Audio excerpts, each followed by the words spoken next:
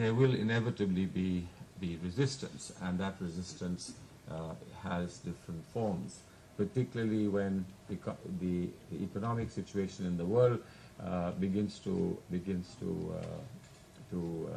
come under the shadow of questions. That gives an impetus for change and reform, but at the same time, it persuades and forces people to ensure that they put up barricades against any change, and that's where we are today.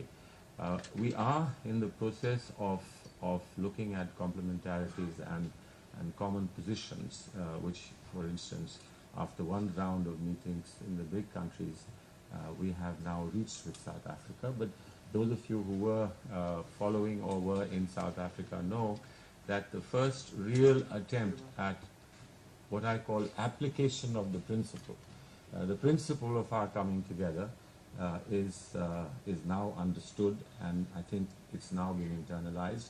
But the application of that principle gets into difficulty the moment we begin to apply it, and that we started with the BRICS Development Bank. And you know immediately what were the difficulties that came to the surface. The finance ministers have to resolve those difficulties, meet periodically, keep track of what is happening.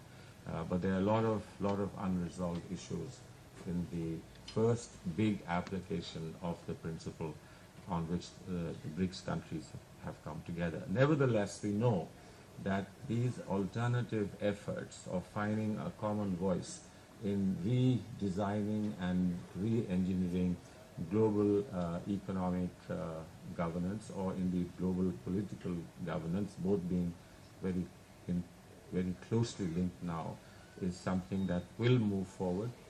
Difficult to predict the pace at which it will move forward. That has a lot to do with internal domestic situations. It has a lot to do with the kind of leadership these countries throw up and the kind of vision those leaders have about their outreach.